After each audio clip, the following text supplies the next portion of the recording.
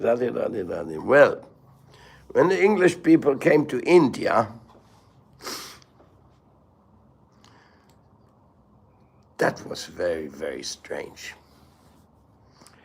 But it's like a karmic cycle because there were so many Indians and so few Britishers. So how could a few Britishers subjugate an Indian nation? Well, one thing is because they're good diplomats and they were able to turn the Indians one against the other. This is called create dissension in the enemy's camp. Machiavelli, and I think also the teachers of political sciences in India, they were quite aware to get your things accomplished. First thing is you talk sweetly. Second, you offer bribes. Third, you create dissension in the enemy's camp. And fourth, argumentum ad bacillum. You come in with physical force. Roar! Now, that's history. How Britain not only subjugated India, but stole by the millions and billions and trillions. They stole whatever they could get their hands on it. It's unbelievable. Of course, colonialism has not changed. Neo-colonialism of today is doing the same thing in African countries, wherever they can, take everything, leave misery behind, and put the people against each other, create a group of privileged people, and create a group of exploited people. That's Kali Yuga. We are definitely in Kali Yuga. And Kali Yuga is marked by collective madness. We even feel it in the temples. How the collective madness sometimes wants to invade us here. Any type of living together with others, sometimes it becomes miserable. Even family life, or maybe especially family life. Because today, the divorce rate is so high. Before, when I came to India 50 years ago, there was hardly any divorce. Marriage was for life. Now, there's a huge divorce rate. In Europe, there is less marriages every year. Now people, they just join together, have some enjoyment for a while. As soon as they don't get along with each other, okay, bye-bye. Go, go, go, go, go.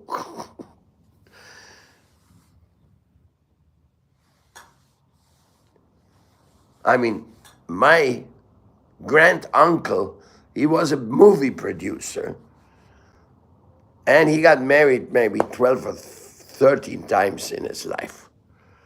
So it just shows you where I come from. Madness. This is a madness world. 12 times. Yes. It's like Guinness record. Totally mad. And the more they drink, the more they take drugs, the more they eat meat, the more they gamble, and the more they lie. Because one of the big things in this world is lying. You just don't speak the truth. You say any damn it thing to get yourself in a favorable position, favorable condition. The biggest liars are in the government. they lie faster than they can break their lies. They break their promises. It's very bad. Very bad. It's the degree of madness. I mean, okay, here and there is some nice guy like Mahatma Gandhi, Here and there. But because the nice guys are surrounded by crooks, usually it ends up another fiasco. Then I'm asking my Guru Deva,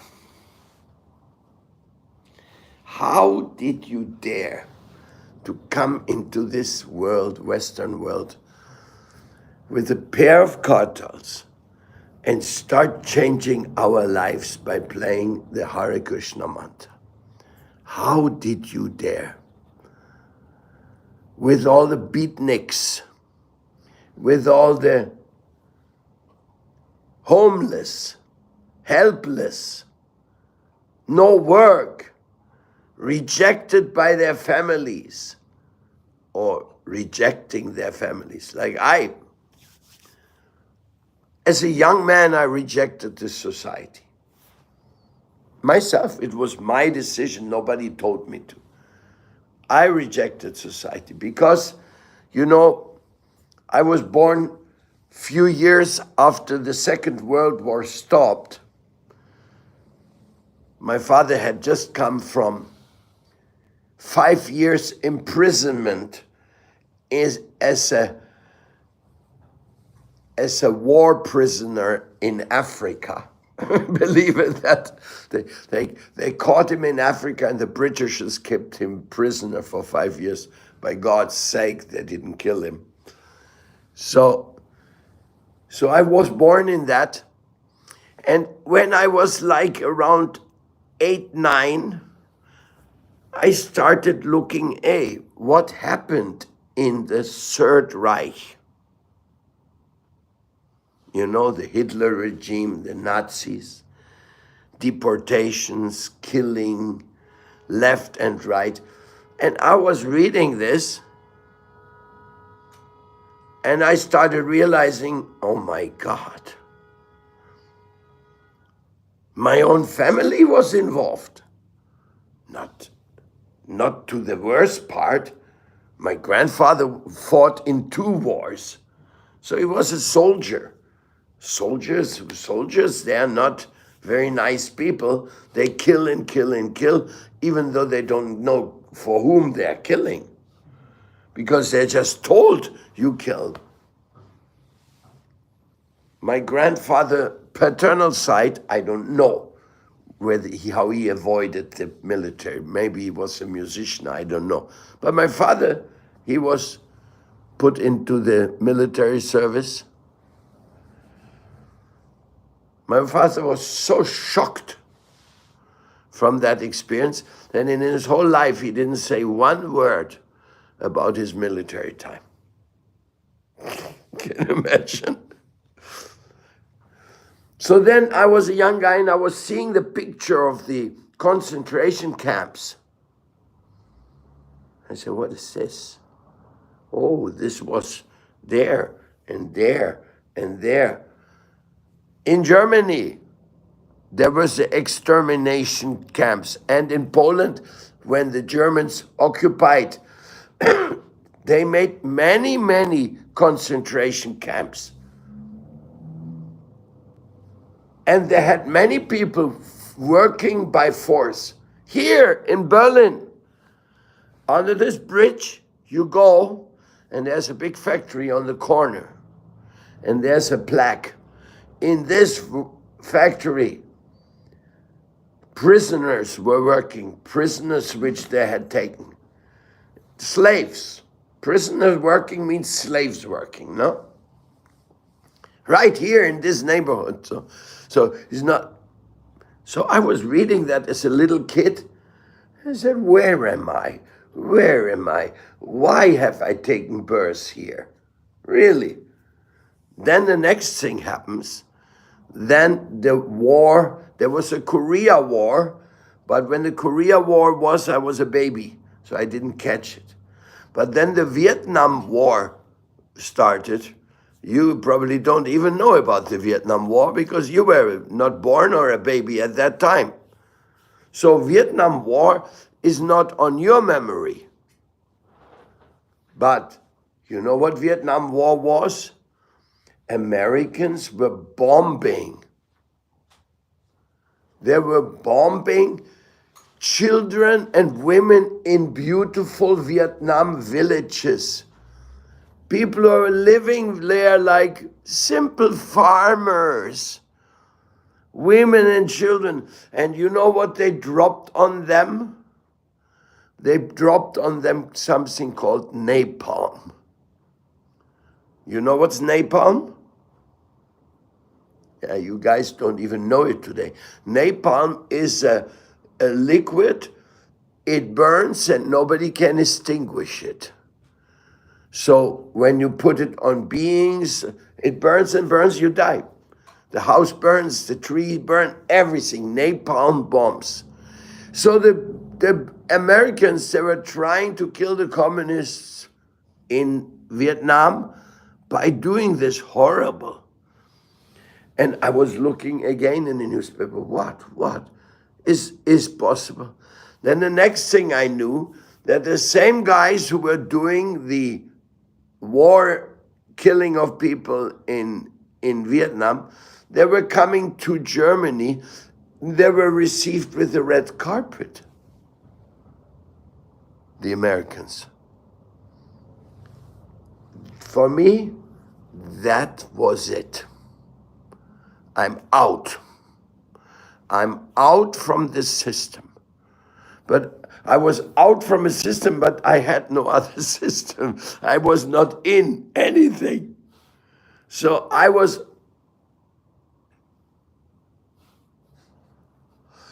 hopeless, helpless. Christians, forget it.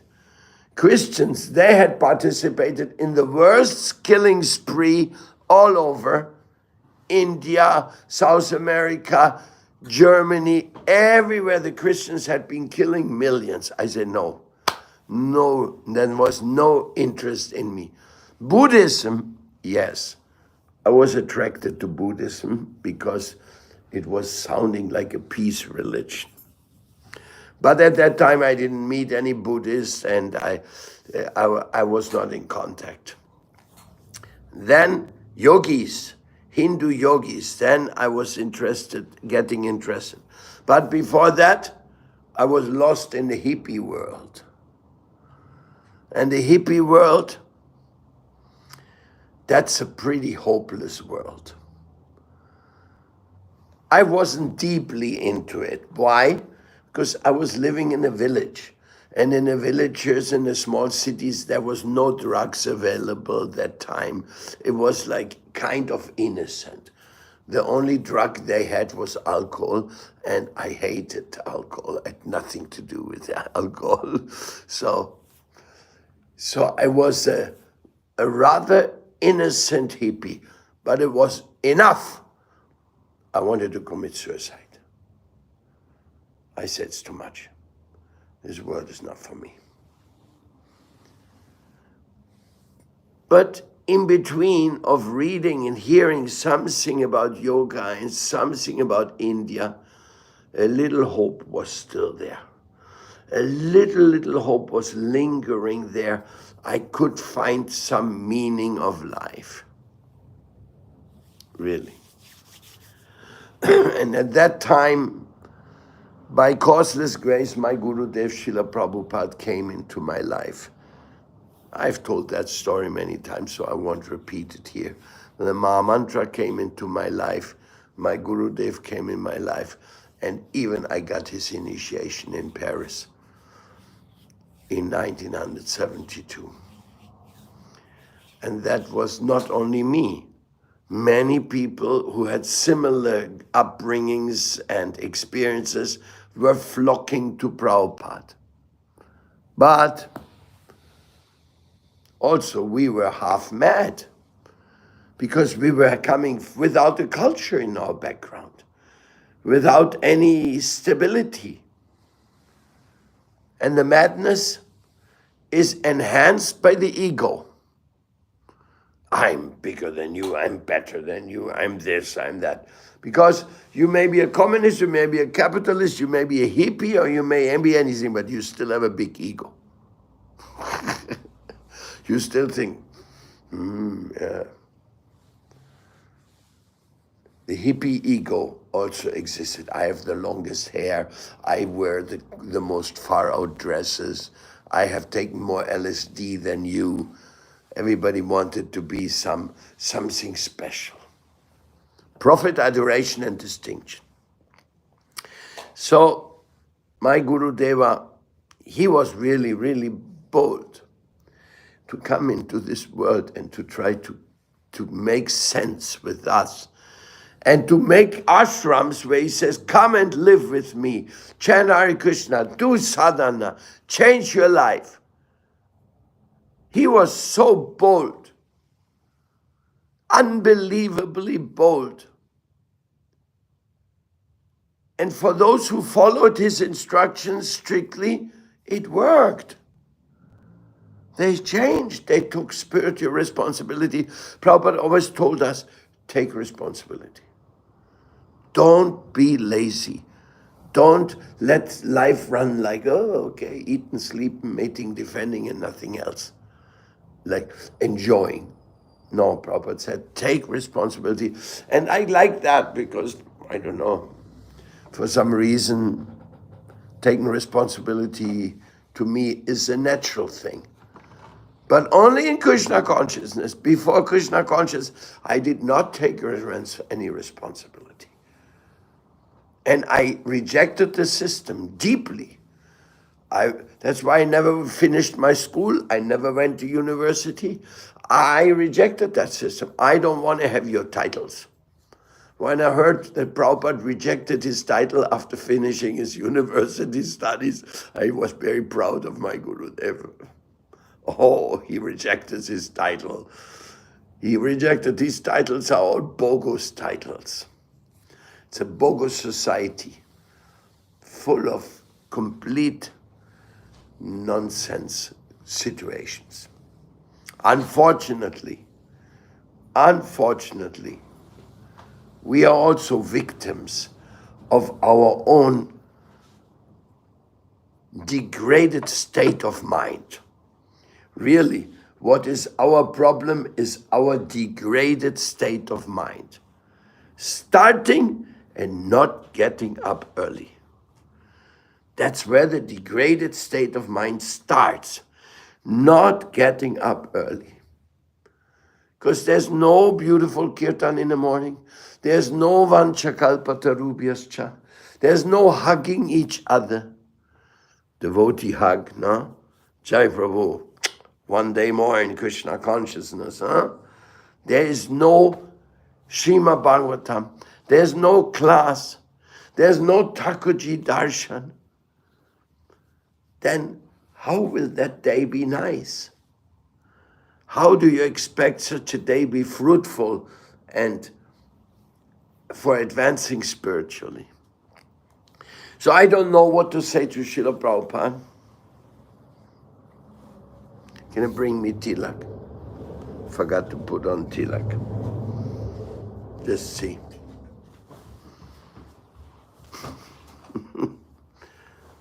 But I had an excuse. We had a class, Bulgarian class this morning. This is my second class. So how Prabhupada could tolerate us, I don't know. Divine power came into him.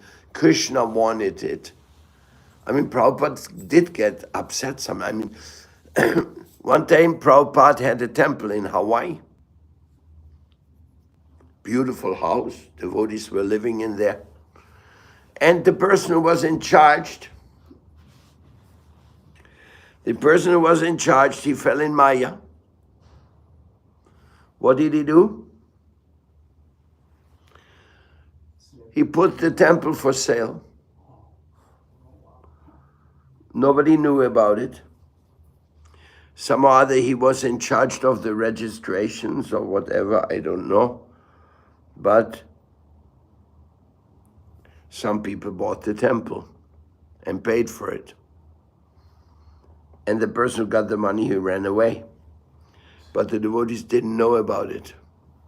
So one morning, a truck pulls up to the temple, full of furniture with people. Oh, we are moving in. And the devotees looked at them. You're moving in? What do you mean? This is a temple. No, they said, we bought this house. This is the papers. And the devotees, they fell over. Ah. And they had the papers for the house. So the devotees, and with the deities, everything, they had to run away. That's what happened to Prabhupada. Such things.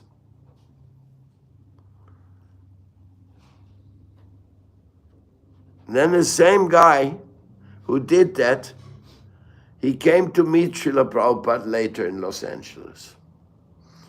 He wanted to kill him. Prabhupada said no. And Prabhupada talked to him and preached to him again. To the one who took your house and sold your house, the temple house, the deity's house, Krishna's house, Prabhupada was still merciful to him. So in this way, I don't know, Prabhupada, he's definitely not from this world. What he did here in this world, how he tolerated us, how he gave us chances again and again and again. And like this story from Hawaii, I can tell you many stories. Leading devotees left Prabhupada, took money with them. Many occasions, Prabhupada suffered like anything. But inside, he always knew Krishna is the supreme controller, so he stayed with us till the very end. Till he left his body in Vrindavan. And his movement, inspired by him, you could say it's just starting. What Prabhupada ignited in this world, the Krishna consciousness eagerness, the Krishna consciousness varieties of preaching around the world, the many spiritual masters, it is just beginning. And it is beautiful.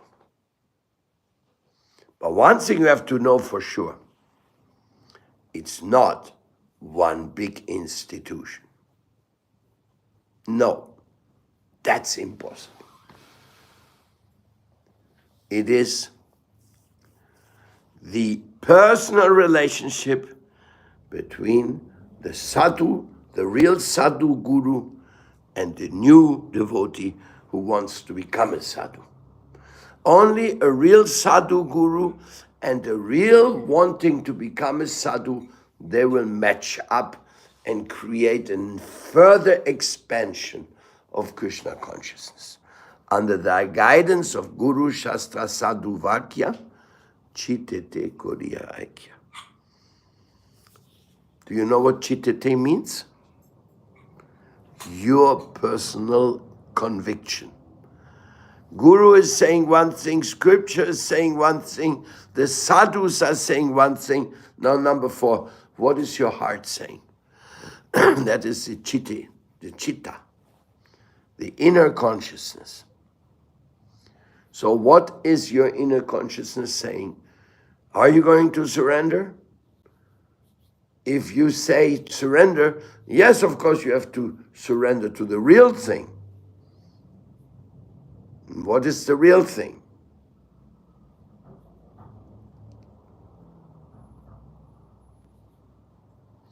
The real thing is the interaction between senior sadhu and junior.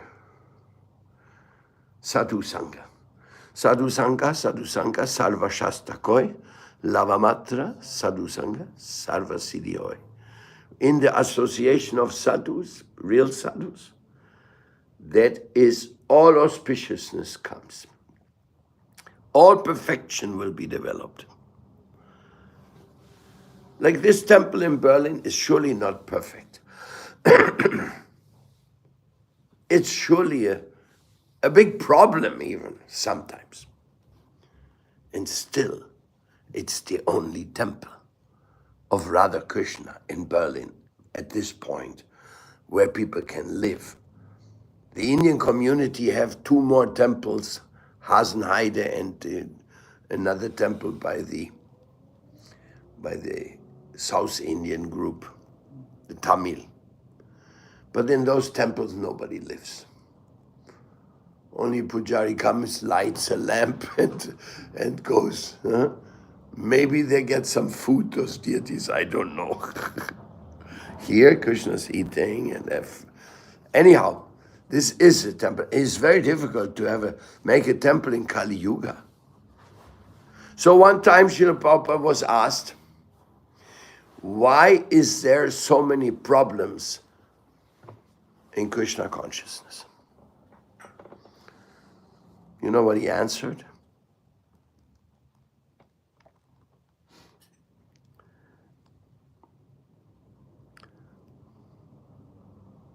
He said, for every problem, we have 3 advances. 1 back, 2 forward. 1 back, 2 forward. 1 back, 2 forward. That was his answer. He didn't say there's no problems. No, he said, for each problem, we get 2 advancement. Another thing, they also asked Srila Prabhupada, why is there so many stupidities inside the temples?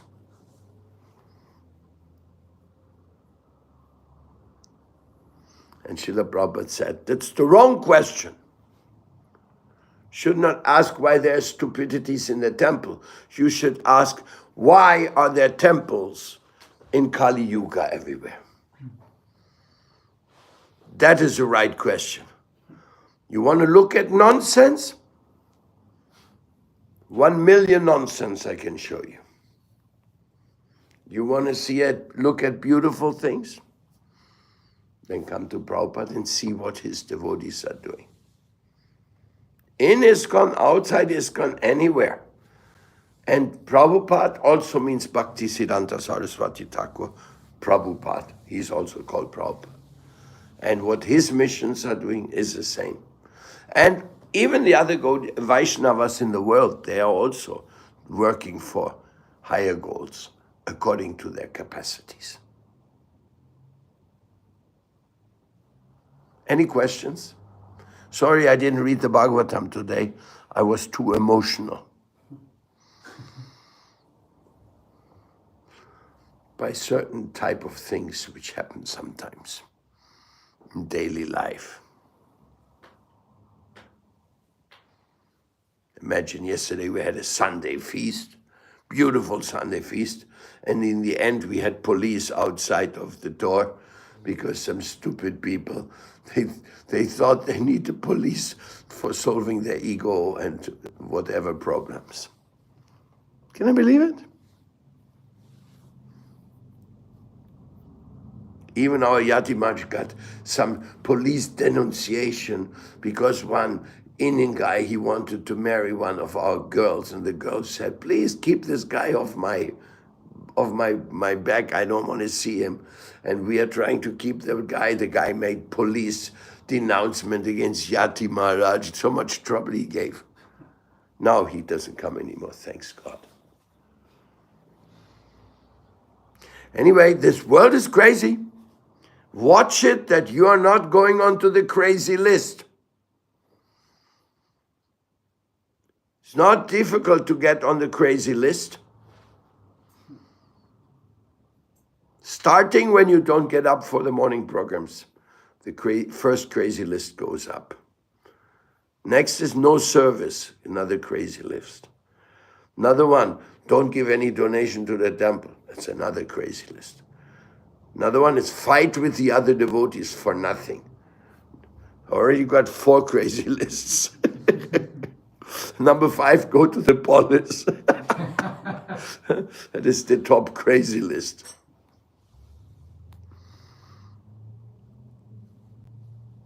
Any questions? What I just said, it's like, and I know it's a situation in every temple around the world. Some more, some less.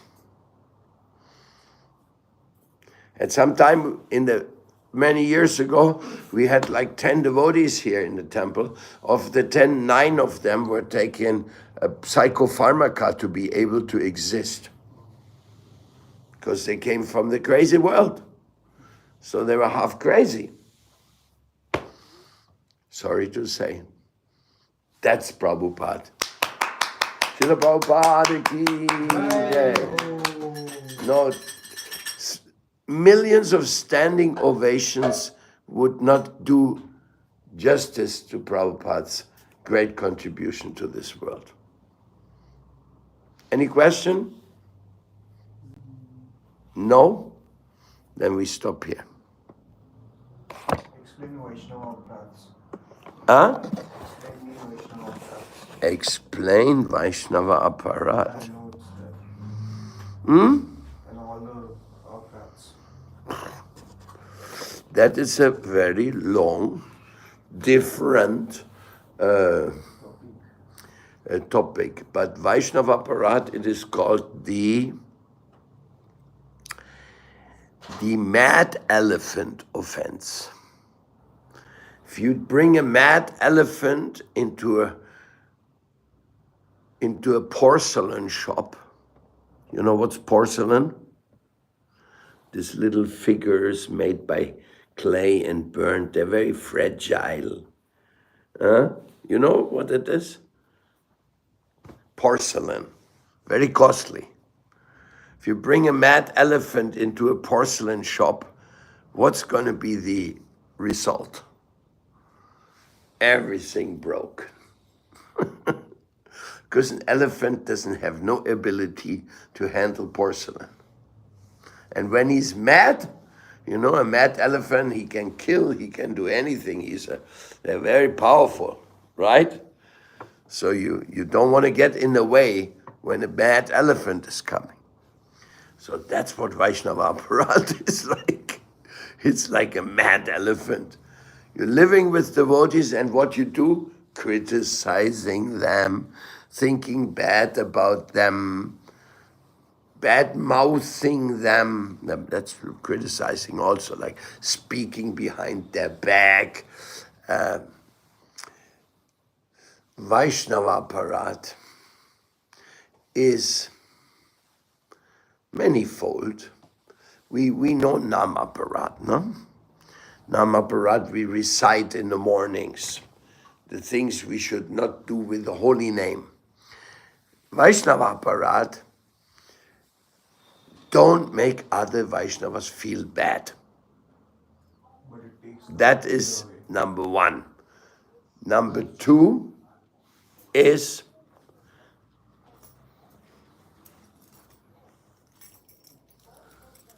to not disobey a good Vaishnava's advice. Like we should do what the Guru says, we should also do what the good Vaishnavas tell us. That's another Aparat. And there's also Dham Aparat. Things, offenses you can do to the holy place. Like this temple, Radha Govinda Mandir, is a holy place. So if I go here and I spit on the ground here, that's a big offense, right? Cannot do that. But you know, in India, people spit everywhere. But you cannot spit in front of the deities, no? Not possible, no? That's why we don't wear shoes in the temple, no? Because you cannot do that. So there's many, many more serious Aparat, less serious Aparat. No, but the Aparat basically takes away your bhakti. Well, first of all, there has to be bhakti. Yeah, so basically, if you don't understand this concept of, bhakti is meant to be connecting Krishna, and when you make aparats, Krishna takes away your bhakti and he Yes, gets you back into that your is very industrial true. life. So aparats can be, not getting up in the morning in Mangal Aarti and not getting basically not bathing up and ending up in the Mangal Aarti is our aparat. Second thing, aparat is like rolling down the Mahaprasadam, like you don't ever play the Leelas of Krishna. Krishna plays the Leelas. Understanding. Third aparat can be one of the ones once a pujari has done its work of cleaning and doing the service or giving the prasadam. The prasadam has to be taken. The plates have to be cleaned by the pujari, not to be kept in the kitchen with the multiple utensils. This is the way Krishna leaves the temple. Well, these are not These are Vaishnava the apparats. These are They're the Dham apparats. apparats. They are Dham apparats, but Dham Dham apparat takes apparats. you to a false ego. False ego, Hmm?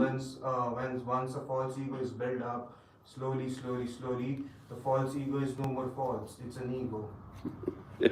No. The ego is the real ego, is this Atman. The false ego is when we are troublemakers. Troublemakers for ourselves and for others also. But there in the apparats especially, there's also degrees. It doesn't matter, Guru Maharaj. The degrees doesn't matter. The matters is only connected to the Krishna. Why you What you mean? What you mean the degrees doesn't matter? Degrees doesn't matter. How do you know degrees doesn't matter? Because at last the bhakti matters. As it's said, and it has been said continuously. Once you start to do the Hare Krishna Maha Mantra, you are away from the sinful activities. I've only seen very much dead sinful activities from yesterday also, as you say, Polizia coming to the temple. On Narasimha Chaturdashi, a lady is getting averted in this temple. This is all sinful activities. There's no more bhakti here. What? Yeah. What? Yes, Guru Maharaj. Bhakti is very, very divine. Once it's revolved by some things, it wouldn't come back. And once Krishna has been said no, then he wouldn't come back. Very harsh, real truth, but that's the thing. If you don't obey the Krishna and there is Vaishnava aparats, it will go on, then the false ego will go on. Guru Maharaj.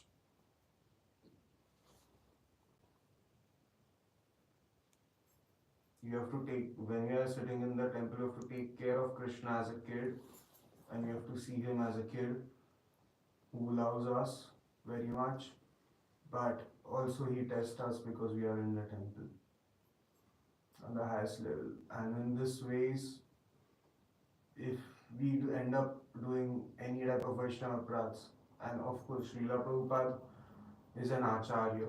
He is not a normal human like us, because Srila Prabhupada was sent by God. He was from the Goloka Dham. He is born into the Acharya family. He is born into the whole system of getting up. He is born into the whole space. So there's a line comes again. Right versus kind. Right versus kind is simply saying being right is to be, we are not in the comfort zone of, being kind is again we are being in the comfort zone of this earth, and we do the wrong things. We basically, when we find the comfort zone, we don't want to leave the comfort zone. That's kind. Being right is something we know this is wrong and right, and we are not meant to be here. That's right. And getting up in the morning, breaking your rules of your daily comfort, kindness, and getting up shows up in the morning that I am not a part of this earth. I am just this body, the soul in my knee. It's Atma which has to direct the mind and the senses around me. That's how we can go back. Because in the end, in the 7 minutes of life, Guru Maharaj,